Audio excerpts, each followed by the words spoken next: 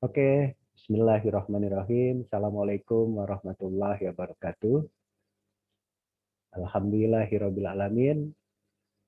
Kita bersyukur kehadirat Allah Subhanahu wa taala bahwa pada hari ini kita boleh jumpa dalam satu sarahan hujung, sarahan penutup dalam subjek dalam mata kuliah Sejarah Indonesia masa kemerdekaan, demokrasi liberal dan terpimpin. Sebelum saya mulakan sarahan, pertamanya saya nak merakamkan salam Aidilfitri yang sekarang dah memasuki bulan Syawal. Kita berdoa kepada Allah Subhanahu wa taala, harap-harap puasa kita, ibadah saum kita boleh diterima terus oleh Allah Subhanahu wa taala dan kita kekal dibagi kesihatan, sihat walafiat dan boleh berjaya hingga bila-bila masa. Para pelajar yang berbahagia, pada hari ini saya nak bagi sarahan secara am dan ringkas saja sebab ini adalah satu hujung sarahan, satu kuliah penutup.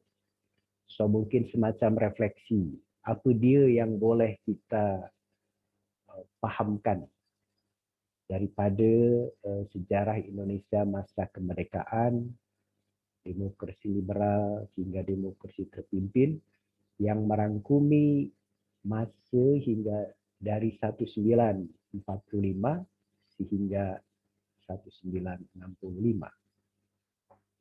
Harap-harap apa yang dah dibincang oleh pelajar melalui kumpulan perbincangan dan dah dibagi komen pun oleh rakan-rakan yang lain, awak boleh ada kepahaman mengenai peristiwa-peristiwa kritikal yang berlaku dalam kurun 20-an tahun berkenaan. Sebab masa kemerdekaan 1945 sehingga hujung daripada kerajaan Presiden Soekarno adalah juga kritikal dalam mencorak sejarah Indonesia moden di Indonesia. Okey, saya nak cuba kongsi wawasan apa dia refleksi kita bersabit dengan subjek berkenaan. Okey, so ini adalah subjek kita, sejarah Indonesia masa kemerdekaan, demokrasi liberal dan terpimpin dari 45 sehingga 65. Seperti dah saya dedahkan dan kita bincang pun pada sarahan-sarahan sebelumnya, bahawa wujudnya negara Republik Indonesia yang diisytiharkan kemerdekaannya pada 17 hari bulan Ogos 1945 adalah satu entiti politik yang kena merespon apa-apa yang berlaku dalam masa itu, khasnya selepas Perang Dunia Kedua. Seperti sedia maklum bahawa Perang Dunia Kedua tamat pada 1945, Julai 1945, khasnya di Asia Timur Raya dan di rantau Asia Tenggara, ekoran Jepun dibom atom oleh askar daripada Amerika Serikat. Dan menyerahnya Jepun kepada tentera sekutu ini yang membagi laluan, membagi peluang kepada pemimpin-pemimpin Indonesia untuk mengisytiharkan kemerdekaan. Tapi seperti kita maklum pula bahawa tamatnya Perang Dunia Kedua juga adalah satu petanda bahawa Perang Dunia Kedua adalah kemenangan atau kejayaan daripada pihak demokrasi. dalam konteks ini adalah tentera sekutu mengedepankan tentera Aksis yang diterajui oleh Germany, Italy, dan Jepun, yang membawakan satu ideologi totalitarisme, fasisme, dan militerisme. So, hujung Perang Dunia Kedua adalah kemenangan pihak demokrasi mengedepankan pihak totalitarian, fasisme, militerisme yang tidak demokrasi. Oleh karena itu, bila wujud satu negara bangsa yang baru merdeka, soalan kritikalnya adalah apakah negara bangsa yang sebaik saja merdeka selepas Perang Dunia Kedua ditamatkan itu adalah satu negara yang demokrasi atau fasis, militeris. Inilah saya pikir isu demokrasi yang amat kritikal yang didepani oleh negara baru yang dipanggil Republik Indonesia. Apakah negara baru Republik Indonesia ini negara yang demokratis ke? Seperti mana yang nanti nak diperakui, nak diiktiraf oleh negara-negara sekutu selaku pemenang daripada Perang Dunia Kedua, atau negara fasis, negara made in Japan, atau negara buatan negara penjajah yang berideologikan militerisme, totalitarisme, dan fasisme. Seperti kita sedia maklum bahwa sebelum kita merdeka, pihak Jepun memang menjanjikan kemerdekaan Indonesia.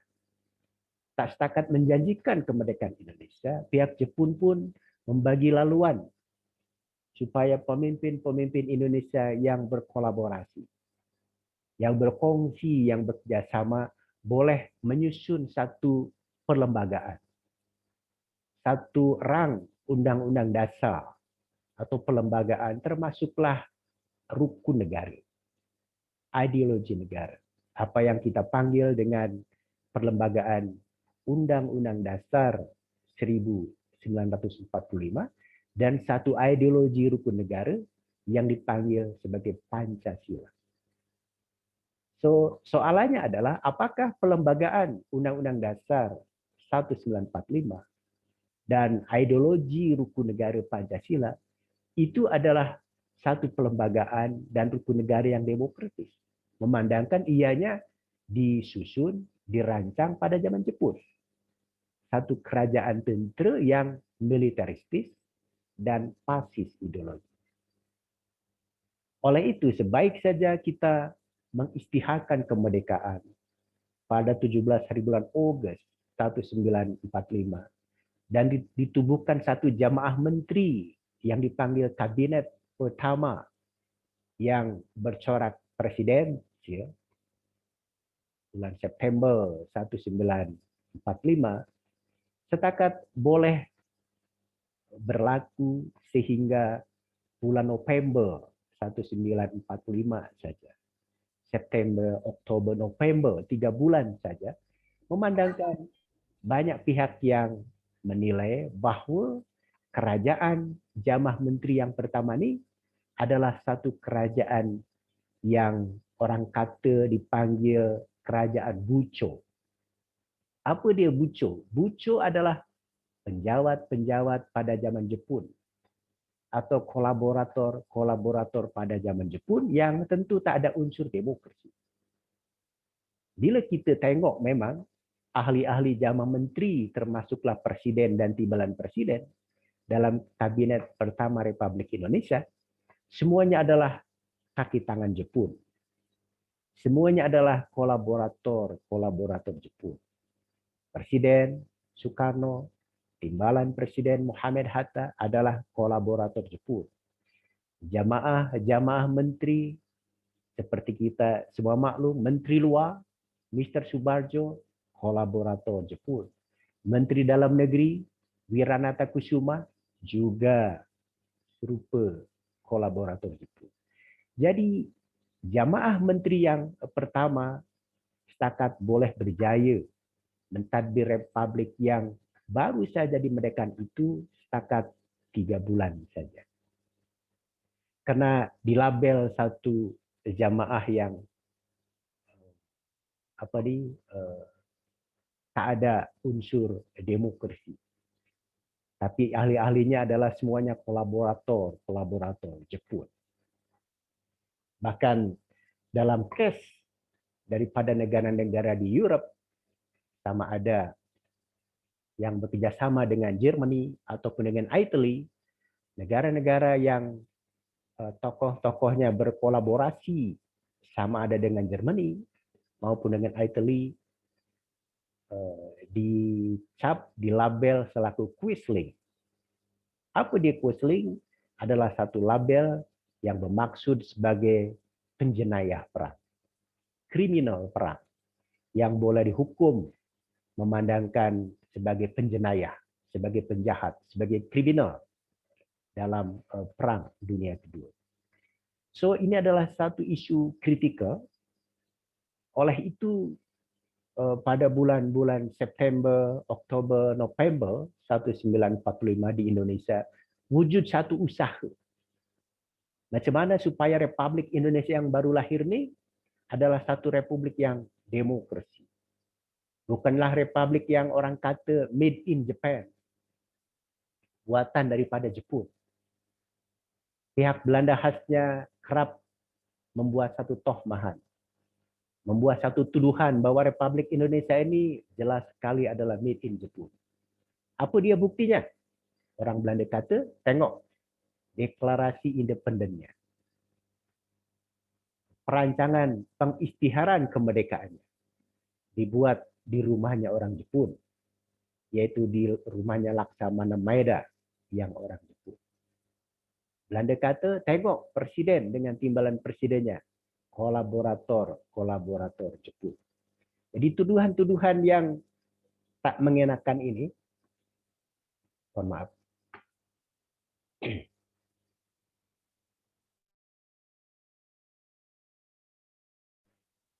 telah menjadikan elit-elit politik Indonesia mencari satu formula, mencari satu jalan keluar macam mana supaya Republik Indonesia ini boleh ada nuansa demokrasi. Bila kita tengok apa sebenarnya takripan daripada demokrasi. Demokrasi adalah satu kerajaan yang tak setakat ianya dipimpin oleh seorang tokoh yang ada pandangan-pandangan demokrasi, tapi juga kena ada satu unsur-unsur lain yang menunjukkan bahwa negara berkenan adalah demokrasi. Contohnya, negara dilabel sebagai satu demokrasi bila wujud satu parti-parti politik. Memandangkan parti politik adalah satu badan yang boleh menyerap aspirasi daripada masyarakat yang berbagai di peringkat akar umbi. Manakala masa kita merdeka, 17 Ogos 1945, tak ada partai politik. Partai politik setakat satu saja yang dirancang oleh Presiden Soekarno, yaitu Partai Nasional Indonesia atau Barisan Pelopor. Jadi bila Indonesia tak ada partai politik, orang kata inilah negara bukan demokrasi. Oleh itu pada hujung bulan Oktober 1945, timbalan Presiden Muhammad Hatta mengeluarkan satu maklumat yang dipanggil Maklumat X. Karena lupa dia nombor berapa surat itu. Maklumat X yang menggesa, yang menganjur kepada mana-mana pihak di serata Indonesia supaya menubuhkan parti-parti politik. Oleh itu pada bulan November 1945 muncullah banyak parti-parti politik di Indonesia. Sama ada ditubuhkan semula PNI, Parti Nasional Indonesia. Manakala umat Islam pun menubuhkan satu parti politik Islam yang dipanggil Masyumi, Majelis Syuro Muslimin Indonesia. Parti-parti lain pun yang berideologi kiri menubuhkan PKI, Parti Komunis Indonesia, ada PS, Parti Sosialis, dan seterusnya. So, ditubuhkannya parti-parti politik pada bulan November 1945 adalah untuk menyahut satu cabaran bahwa negara Indonesia ini adalah negara demokrasi. Apa dia buktinya? Sekarang dah wujud parti-parti politik yang boleh menyerap aspirasi daripada masyarakat di peringkat akar umbi. Memang bila kita tengok parti-parti politik ni, orientasi ideologinya adalah seperti yang dah menjadi satu mainstream arus utama dalam politik Indonesia dari mulakan 1920-an lagi, yaitu parti-parti politik yang berpaksikan, yang berideologikan nasionalisme, Islamisme, dan Marxisme atau komunisme. Itulah parti-parti di Indonesia yang wujud pada masa revolusi kemerdekaan, saya pikir sehingga tahun 1960-an pada masa demokrasi terpimpin yang nanti nak dilabel oleh Presiden Soekarno sebagai satu ideologi Nasakom, nasionalis, agama, dan komunis. So, satu indikator bahawa negara kita demokrasi dah wujud, yaitu ditubuhkannya parti-parti politik. Tapi tak setakat itu. Satu negara yang demokrasi, bila kerajaannya pun bercorak demokrasi dan dipimpin oleh tokoh yang demokrasi. Dalam konteks ini, bila kerajaan masih diterajui dan masih dipimpin oleh mereka yang dilabel sebagai kolaborator Jepun, tentu imej negara Indonesia bukanlah negara demokrasi. Oleh itu pada bulan November 1945 wujud satu peristiwa apa yang dalam bukunya Ben Anderson dipanggil sebagai silent coup. Satu peralihan kuasa secara senyap, secara diam-diam daripada kabinet presidensial di bawah pimpinan Presiden Soekarno dan timbalan Presiden Muhammad Hatta kepada seorang Perdana Menteri baru. Seorang tokoh yang tak ada kena mengena dengan kolaborasi Jepun.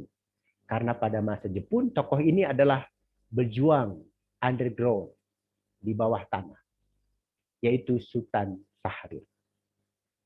So, peralihan kuasa pada bulan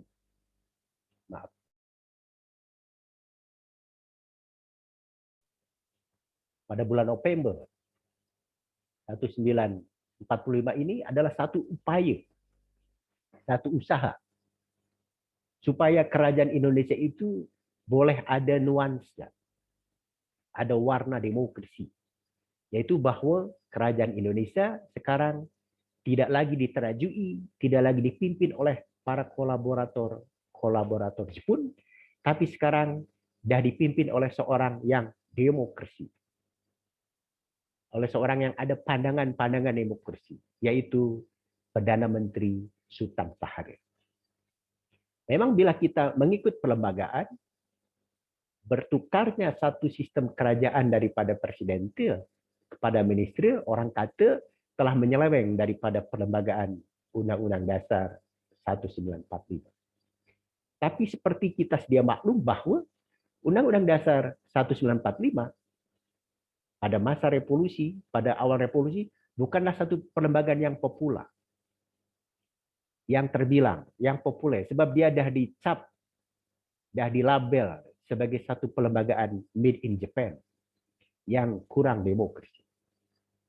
Oleh itu, bila kita memahami satu psikologi politik masa itu, maka pertukaran sistem kerajaan daripada presidensial kepada ministerial adalah satu usaha untuk menyelamatkan Republik Indonesia supaya diperakui, supaya diiktiraf oleh pihak sekutu sebagai pemenang Perang Dunia Kedua, bahwa negara Republik Indonesia yang baru lahir ini, yang baru merdeka ini adalah satu kerajaan yang demokrasi. Presiden Soekarno sendiri dalam autobiografi politik dia menyatakan peristiwa yang berlaku pada bulan November, apa yang dipanggil silent coup, dia kena akur. Dan dia kata, saya boleh melengkung. Saya boleh bersetuju walaupun saya setakat menjadi kepala negara saja yang tak ada kuasa. Sekarang kekuasaan ada pada tangan seorang Prime Minister, seorang Perdana Menteri, yaitu Sultan Syahrir. So, ini adalah satu dinamika politik pada masa awal revolusi, bahwa revolusi Indonesia bukanlah revolusi setakat bangsa Indonesia berdepan dengan bangsa Belanda, tapi juga satu revolusi yang kompleks, di mana wujud satu perbalahan, satu dinamika politik internal yang memang ada beza pandangan, ada berbeza kepentingan, sehingga menjadikan revolusi Indonesia adalah satu revolusi yang dinamik dan kompleks. Ini tak setakat berlaku pada bulan November 1945, seperti kita maklum pun nanti dalam perjalanan Republik Indonesia selanjutnya wujud pula usaha-usaha politik untuk menjadikan Republik Indonesia ini kena memilih kepada satu kubu ideologi yang terbilang di dunia. Sama ada Republik Indonesia yang baru merdeka ini mengikut kepada kubu kapitalis liberal yang diterajui oleh Amerika Serikat, atau nak mengikut kepada kubu demokrasi rakyat, yaitu Blok Timur yang diterajui oleh Soviet Union. Dalam konteks perbalahan ideologi dunia, pertarungan politik dunia, elit-elit politik Republik Indonesia ada satu sikap, ada satu pendirian. Apa yang dipanggil sekarang populer dengan satu politik bebas aktif. Apa dia politik bebas aktif? Maaf.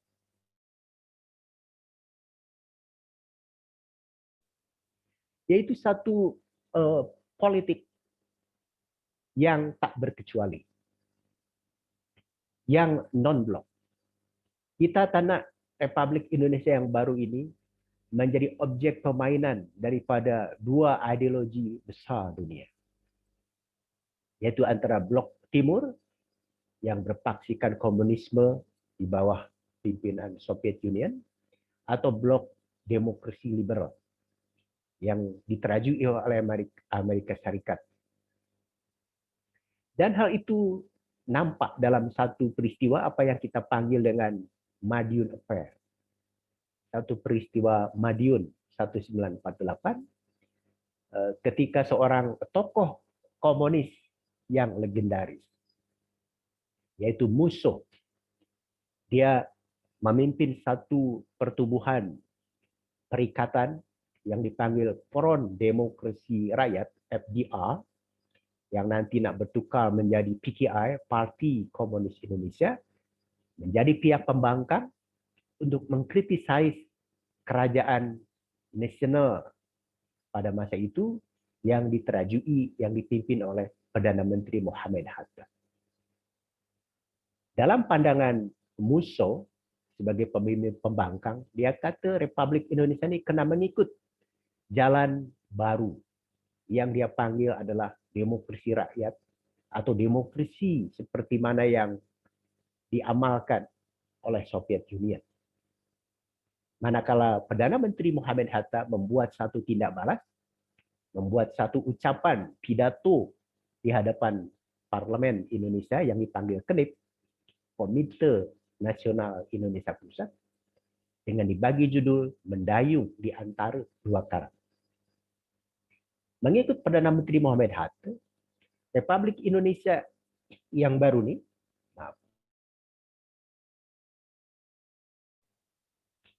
Republik Indonesia yang baru ini tak boleh menjadi satu objek permainan daripada kuasa-kuasa besar dunia. Republik Indonesia kena pandai-pandai mendayung di antara dua karang, yaitu karang blok komunisme dan karang kapitalis liberal. Dan secara aktif terus-menerus memainkan peranan untuk menciptakan satu perdamaian dunia bagi kesejahteraan umat manusia. Saya pikir inilah asas-asas daripada politik luar negeri bebas aktif atau gerakan tak berkecuali, gerakan non-blok sehingga sekarang. Jadi bila kita tengok pun,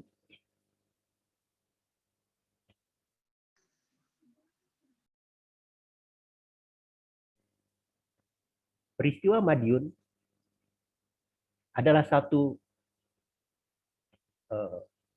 perbalahan dalaman antara elit-elit politik Indonesia yang tak semuanya bersetuju untuk menempuh jalan mana yang kena dilalui oleh Republik yang baru. Oleh itu, seorang sarjana sejarah daripada UI, University Indonesia, Suhoki, memanggil peristiwa Madiun ini sebagai dengan sebuah tajuk simpang kiri dari sebuah jalan. Jadi Musso dan rakan-rakannya nak Republik Indonesia ini menghala kepada jalan kiri, ideologi kiri. Tapi usaha itu tak berjaya. Ekoran dalam peristiwa Madiun 1948, Musso, Amir Syarifuddin, dan rakan-rakannya tewas berdepan dengan kerajaan Republik Indonesia yang dipimpin oleh Muhammad Hatta.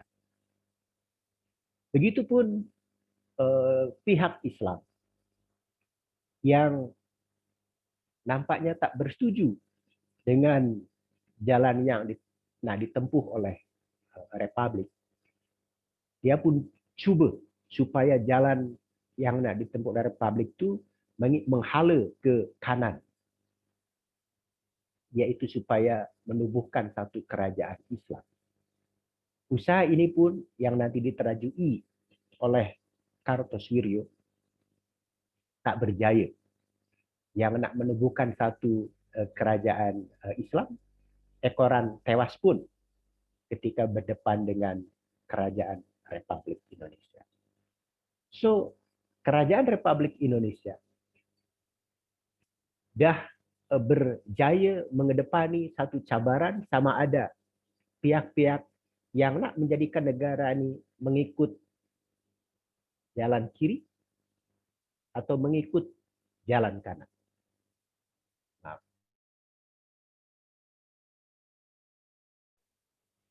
apa yang jelas, natijahnya akhirnya bahwa Republik Indonesia ini adalah satu negara kebangsaan yang bukan berideologi komunis atau kiri dan bukan pun berideologi agama Islam. Tapi adalah satu negara kebangsaan yang kekal menghargai demokrasi, kebebasan, termasuklah memperakui agama sebagai satu kehidupan yang tak boleh dinafikan dalam kehidupan bangsa Indonesia. Saya pikir itulah isu demokrasi pada masa revolusi Indonesia. Dan seperti sedia maklum bahawa revolusi Indonesia pun akhirnya berjaya diperakui oleh Belanda pada bulan Desember 1949. Selepas Indonesia merdeka, soalan utamanya adalah kekal, yaitu demokrasi macam apa yang nak diamalkan dalam negara baru yang sebaik saja berjaya memperolehi kemerdekaan yang telah berjuang selama 5 tahun. Dalam konteks ini, apa yang kita panggil sebagai demokrasi liberal adalah juga satu usaha dan tafsir politik daripada elit-elit politik Indonesia untuk mengamalkan demokrasi yang mereka kehendaki. Bila kita tengok daripada elit-elit Indonesia selepas merdeka, mereka adalah amnya berpendidikan barat. Mereka menuntut di negeri Belanda, di Eropa, yang tentu negara-negara berkenaan mengamalkan satu demokrasi liberal, satu demokrasi parlementer, yaitu satu sistem demokrasi di mana kerajaan bertanggung jawab terus kepada parlemen, yang di Indonesia dipanggil DPR, Dewan Perwakilan Rakyat. Jadi bila kita melihat bahawa pada tahun 1950-an di Indonesia wujud satu sistem demokrasi liberal, ini adalah satu tafsir, satu kemahuan politik daripada elit-elit politik dominan di Indonesia pada masa itu yang nak mengamalkan satu sistem demokrasi liberal macam di negara-negara barat, khasnya di Eropa ataupun nanti di Amerika Syarikat. Dan seperti mana kita sedia maklum bahawa pengamalan daripada demokrasi liberal di Indonesia pada tahun 50-an tentu tak sebaik dan selancar seperti di negara-negara Europe. Sebab nampaknya demokrasi liberal dan demokrasi parlementer memerlukan satu syarat, yaitu bahawa masyarakat akar umbi kenalah masyarakat yang dah sedar politik, yang dah terdidik, sehingga masyarakat berkenaan boleh stabil. Termasuklah tentu memerlukan satu kelas menengah atau golongan menengah yang juga kuat, sehingga kesedaran politik untuk mengamalkan demokrasi liberal benar-benar berjalan dengan lancar. Apa yang berlaku di Indonesia pada tahun 50-an memandangkan faktor-faktor tadi belum memenuhi syarat, yaitu masyarakat yang belum sepenuhnya terdidik, juga golongan kelas menengah yang belum sepenuhnya dominan, menjadikan demokrasi liberal di Indonesia adalah demokrasi yang tidak stabil. Seperti kita maklum bahawa Perdana Menteri yang menerajui kerajaan pada masa demokrasi liberal dari tahun 1950 sehingga 1959 tak berumur panjang, setakat 1 hingga 2 tahun sahaja. Perdana Menteri kerap kali mendapat mosi tidak percaya daripada ahli parlemen, sehingga dalam sekejap Perdana Menteri berkenaan berundur dari jabatannya sebagai Perdana Menteri. Dan itulah yang berlaku. So macam ada permainan politik balas dendam.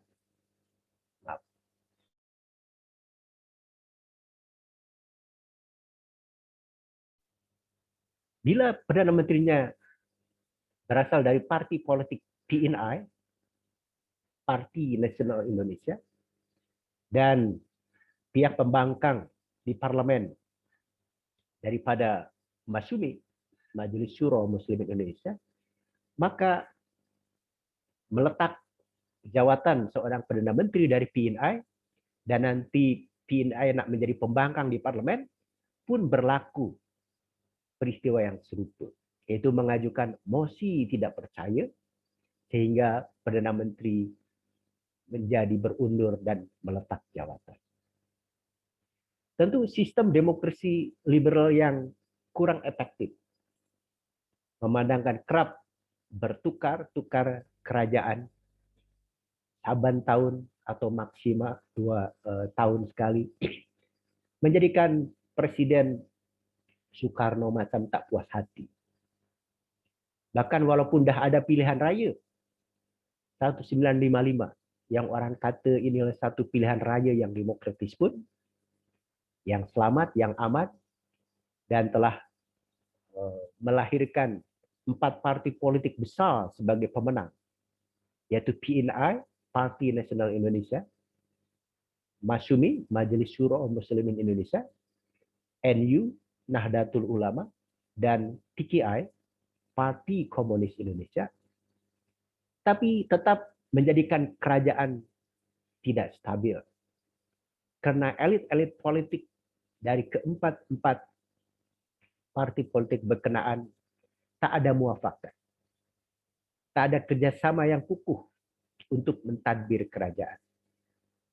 Mereka kerap berbalah, mereka kerap menggunakan mosi tidak percaya di parlemen untuk menjatuhkan di antara mereka ketika mereka menerajui satu kerajaan.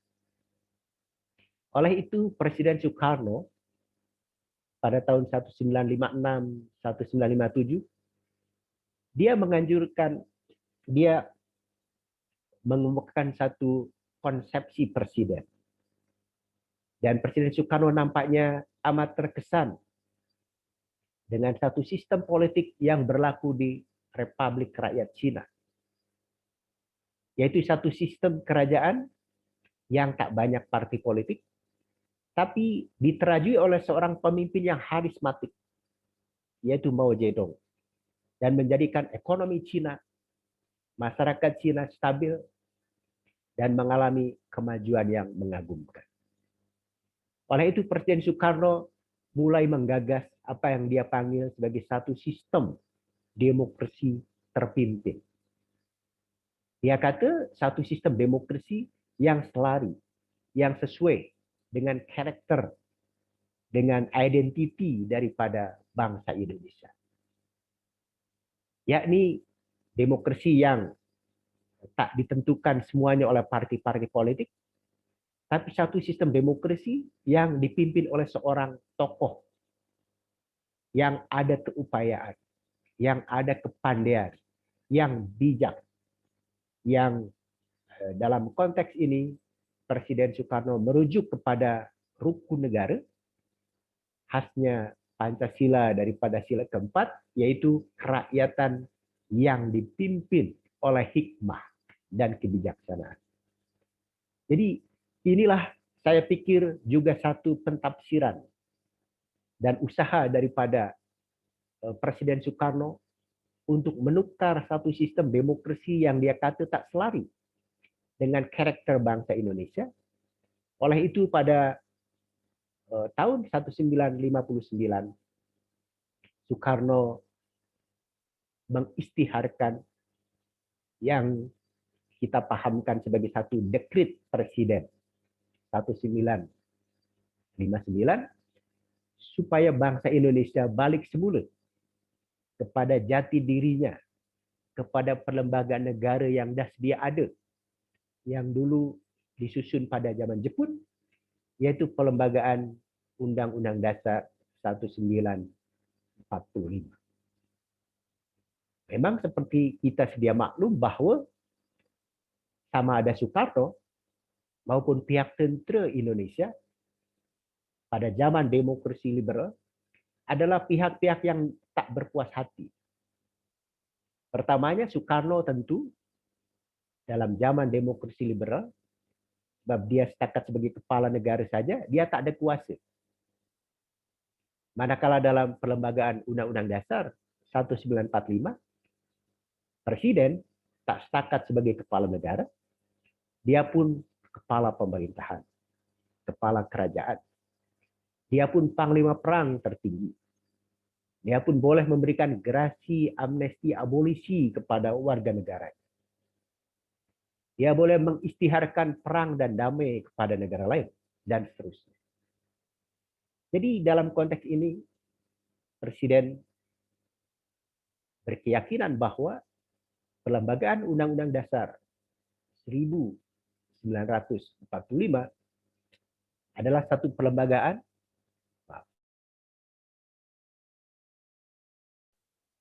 yang selari dengan karakter dan identiti bangsa Indonesia, termasuk tentu dengan kepentingan politik Presiden Soekarno berkenaan. Pun tentera khasnya Angkatan Darat tak selesa dan tak berpuas hati dengan sistem demokrasi liberal, Sebab dalam demokrasi liberal, seperti mana tentera di negara-negara barat, tentera setakat menjadi alat politik saja daripada elit-elit politician sipil. Tentera tak boleh membabitkan diri dalam politik.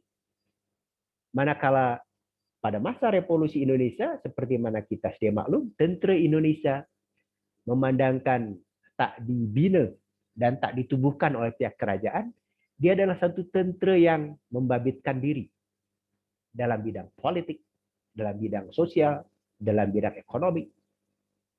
Bahkan ketika kerajaan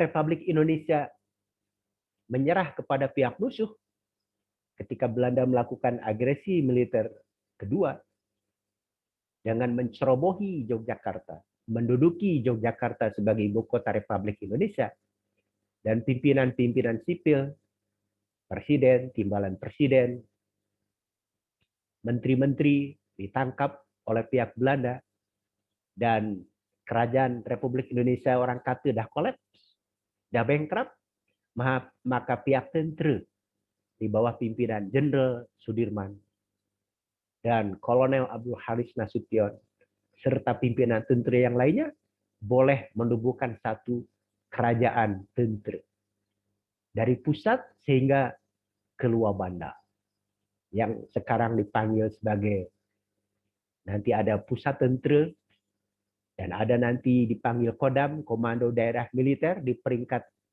provinsi, ada nanti dipanggil Kodim, Komando Distrik Militer di peringkat kabupaten kota, ada nanti dipanggil Koramil, Komando Rayon Militer di peringkat kecamatan, dan di luar bandar di desa-desa wujud satu institusi yang dipanggil dengan Babinsa, Badan Pembina Desa. So ini adalah produk daripada revolusi. Manakala pada masa demokrasi liberal, tentera tak dibenarkan untuk membabitkan dalam bidang politik. Karena itu tentera tak berpuas hati. Dan ketika Presiden Soekarno ada idea, ada gagasan untuk balik semula kepada Undang-Undang Dasar 1945, maka tentera Indonesia, khasnya dari pihak Angkatan Darat, menyokong dan mendukung dengan tak berbelah bagi kepada Presiden Soekarno. So dalam konteks ini, dari mulakan 1959, Indonesia memasuki satu sistem demokrasi yang kita panggil demokrasi terpimpin. Sistem demokrasi terpimpin adalah demokrasi yang ditafsir seperti mana Presiden Soekarno nak. So, bila kita tengok daripada pemikiran Presiden Soekarno mengenai demokrasi terpimpin, jelas dia tak sepenuhnya menerima begitu saja satu sistem demokrasi seperti mana berlaku di Republik Rakyat Cina. Republik Rakyat Cina sehingga sekarang nama kerajaannya adalah Demokrasi Rakyat Cina. Republik Rakyat Cina. Dan selalunya mereka menggunakan satu istilah demokrasi rakyat. People democracy. Tapi Soekarno tak menggunakan istilah demokrasi rakyat untuk kerajaan Indonesia. Dia menggunakan satu istilah yang khas Indonesia. Di mana Indonesia adalah satu masyarakat yang bercorak paternalistik. Lebih menghormati kepada seorang bapak, seorang pemimpin. Karena itu dia panggil demokrasi terpimpin, bukan demokrasi rakyat. Saya pikir ini adalah satu tafsiran politik daripada Presiden Soekarno. Bahkan Presiden Soekarno kata, demokrasi terpimpin adalah satu demokrasi seperti dalam satu keluarga. Di mana seorang bapak boleh mengatur budak-budaknya, anak-anaknya secara adil dan kasih sayang. Sehingga budak-budaknya tak berbalah, tapi mengikut kepada apa yang dimahui, dikehendaki oleh bapak. Jadi inilah saya pikir satu sistem demokrasi terpimpin yang diamalkan oleh Presiden Soekarno. Tentu tak semua orang bersetuju dengan sistem demokrasi terpimpin, dan dari tokoh serta parti-parti politik yang tak bersetuju dengan sistem demokrasi terpimpin, dia kena mendapati satu akibat, yaitu dilarang atau dimansuhkan, dibubarkan oleh kerajaan demokrasi terpimpinnya Soekarno. Dalam konteks ini, parti politik Masyumi, Majelis Syuro Muslimin Indonesia, dan parti politik PSI, Parti Sosialis Indonesia, yang tak bersetuju, akhirnya dibubarkan pada tahun 1960. Sehingga parti-parti politik Indonesia yang wujud pada masa demokrasi terpimpin adalah satu parti politik yang mewakili satu ideologi yang dipanggil oleh Soekarno sebagai ideologi Nasakom, yaitu sebagai singkatan daripada nasionalis, agama, dan komunis. Ideologi nasionalis diwakili oleh parti politik PNI, Parti Nasional Indonesia. Ideologi agama diwakili oleh parti politik NU, Nahdlatul Ulama. Manakala ideologi komunis diwakili oleh parti politik PKI, Parti Komunis Indonesia. Tapi sebenarnya wujud satu kekuatan politik yang nanti menjadi satu kekuatan politik dominan pada tahun 1960-an, ekoran parti-parti politik yang sedia ada, sama ada PNI maupun NU, akhirnya mengalami satu perbalahan internal, yaitu Tentera Angkatan Darat atau TNI AD, Tentera Nasional Indonesia Angkatan Darat. So, bila kita tengok kekuatan politik pada masa demokrasi terpimpin, khasnya pada tahun 60-an, adalah satu persaingan di antara dua kekuatan politik dominan dan besar, yaitu antara PKI, Parti Komunis Indonesia, dengan TNI AD, Tentera Nasional Indonesia Angkatan Darat. Tentu masing-masing pihak, sama ada PKI maupun TNI AD, mendapat sokongan dari pertubuhan-pertubuhan yang lain. Dan memang sudah menjadi satu policy, satu dasar kerajaan demokrasi terpimpin Soekarno pada masa itu, supaya pertubuhan-pertubuhan kemasyarakatan kena berafiliasi kepada induk daripada kekuatan-kekuatan politik yang sedia ada. Karena itu, kita tengok PKI misalnya, tentu dia memiliki rakan kongsi dengan parti-parti politik ataupun dengan organisasi-organisasi masyarakat lainnya. Termasuklah TNI AD pun tentu mendapat sokongan daripada pertubuhan-pertubuhan sama ada politik maupun sosial kemasyarakatan yang lain. So, inilah satu dinamika kehidupan pada masa demokrasi terpimpin tahun 1960-an, di mana kekuatan politik ditandai oleh satu, orang kata, pertarungan atau perbalahan segitiga, yaitu antara TNI AD menghadapani PKI, dan sekarang Presiden Soekarno sebagai pengadil, sebagai wasit yang menengahi persaingan di antara dua kekuatan politik berkenaan. Masalah kritikalnya adalah ketika pada bulan Agustus 1965, Presiden Soekarno gering. Pengadilnya sakit. Sehingga dengan geringnya Presiden Soekarno, tentu ini menjadikan dua pihak yang tengah berbalah, yang tengah bersaing, yaitu PKI dengan TNI AD menjadi panik, dan mereka mula merancang apa yang nak berlaku bila seorang pengadil meninggal dunia. Macam pertandingan bola sepak. Bila pengadil tak ada, yang berlaku bukanlah pertandingan bola sepak, tapi mungkin menjadi satu rusuhan. Atau macam pertandingan tinju. Bila seorang pengadil tak ada, maka yang nak berlaku adalah bukanlah pertandingan tinju yang tertib, tapi mereka saling bertumbuk dengan tak beratur. Inilah saya pikir satu peristiwa yang nanti pada bulan September kita panggil sebagai berlakunya satu peristiwa gerakan 30 September 1965,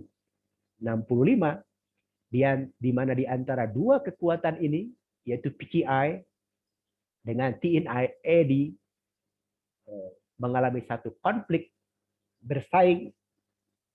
Ekoran daripada pengadilnya atau presidennya pada masa itu sakit, sehingga nanti peristiwa ini pula gerakan 30 September 1965 yang nak mengakhiri juga satu sistem demokrasi terpimpin. Ekoran pihak TNI-AD, Tentera Nasional Indonesia, nanti berjaya menewaskan pihak PKI, Parti Komunis Indonesia. Bahkan natijahnya, akhirnya pihak TNI Angkatan Darat pun boleh memaksa, menggesa Presiden Soekarno supaya meletak jabatan. Ekoran dia tak selari dengan pandangan politik daripada pihak TNI-AD yang nanti dia nak menubuhkan satu kerajaan baru yang kita panggil sebagai kerajaan Orde Baru atau kerajaan demokrasi yang diteraji oleh pihak tentera Indonesia selepas kerajaan demokrasi terpimpin tamat pada tahun 1965 hingga 1968. So akhir sekali, apa yang boleh kita tengok dan ambil iktibar daripada isu demokrasi di Indonesia ini. Jadi bila kita tengok dari masa revolusi tahun 50-an hingga tahun 60-an, isu demokrasi adalah isu yang populer, isu yang terbilang, dan ianya boleh ditafsir dan diamalkan mengikut suasana zamannya, suasana masa. Kita tak boleh melabel, tak boleh membuat satu pengadilan sejarah. Contohnya bahwa demokrasi yang diamalkan pada masa revolusi adalah demokrasi yang tak betul. Termasuklah pada tahun 50-an, termasuklah pada tahun 60-an. Justru demokrasi yang ditafsir dan demokrasi yang diamalkan sama ada pada masa revolusi Indonesia pada tahun 1950-an sehingga tahun 1960-an adalah demokrasi yang dah ditafsir dan diamalkan selari dengan kehendak zaman, dengan kemauan zaman, dengan kehendak kemauan daripada elit-elit politik yang berkuasa pada masa itu. Jadi kita tak boleh membuat satu pengadilan sejarah. Justru demokrasi yang sekarang kita amalkan pun ini adalah sebagai satu dapatan, sebagai satu hasil pentafsiran elit-elit politik kita mengikut kepada suasana zaman. Mungkin generasi masa hadapan yang akan datang nak menilai bahwa demokrasi yang kita amalkan ini demokrasi yang tak betul. Tapi inilah demokrasi terbaik mengikut pentafsiran dan pengamalan kita selari dengan suasana dan semangat zaman. Saya pikir itu yang boleh saya kongsi wawasan mengenai isu demokrasi di negara kita dari mulakan masa revolusi Indonesia tahun 50-an sehingga tahun 1960-an, apa yang kita panggil sebagai sejarah Indonesia masa kemerdekaan, demokrasi liberal, dan demokrasi terpimpin. Saya dah bagi sarahan mahukan 1 jam. Sekarang saya nak bagi laluan kepada pelajar-pelajar saya. Sila sama ada nak memberi komentar, nak membagi pandangan, ataupun soalan atau pertanyaan. Sila bila ada yang nak berkomentar, membagi pandangan, ataupun ada yang nak bertanya.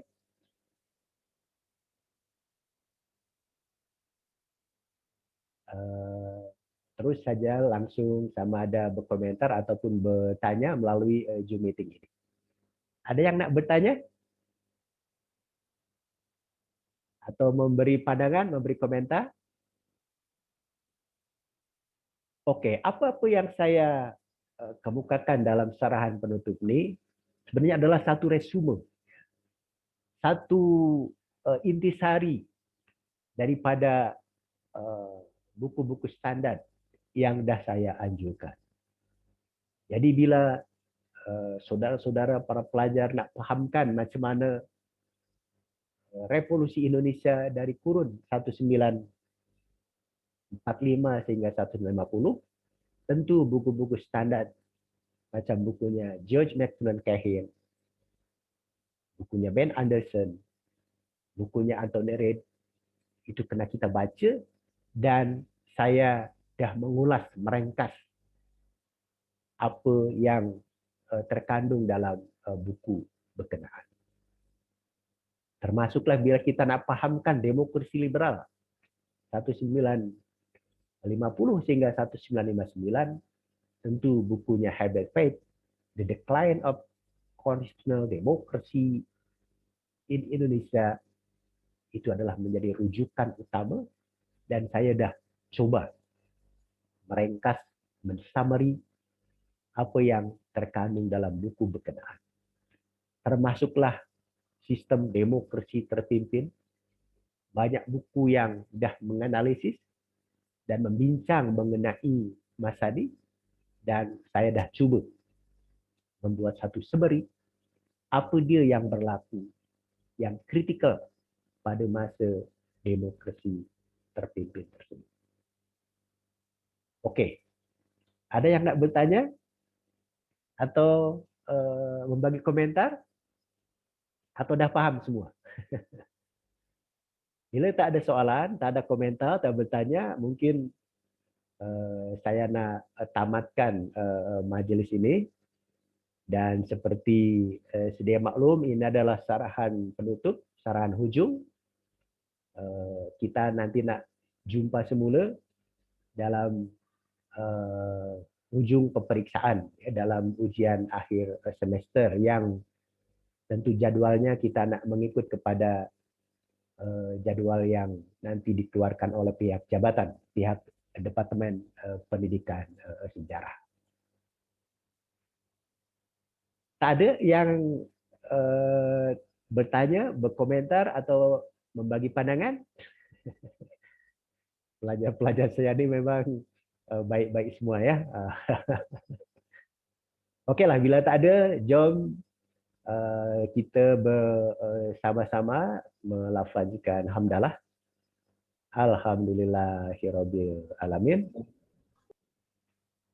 InsyaAllah kita jumpa semula dalam majlis UAS, ujian akhir semester, peperiksaan hujung. Nanti jadualnya nak kita tengok di Departemen Pendidikan Sejarah. Pak Esa, terima kasih dah membagi kemudahan dalam majlis sarahan hujung penutup ini. Pelajar-pelajar sihat semua, dan salam sejahtera juga untuk semua. Mudah-mudahan kita berjaya dalam mengikuti tak setakat subjek atau mata kuliah ini, tapi juga mata kuliah yang lain. InsyaAllah kita jumpa semula pada masa hadapan. Sekian, terima kasih. Assalamualaikum warahmatullahi wabarakatuh. Waalaikumsalam warahmatullahi Waalaikumsalam warahmatullahi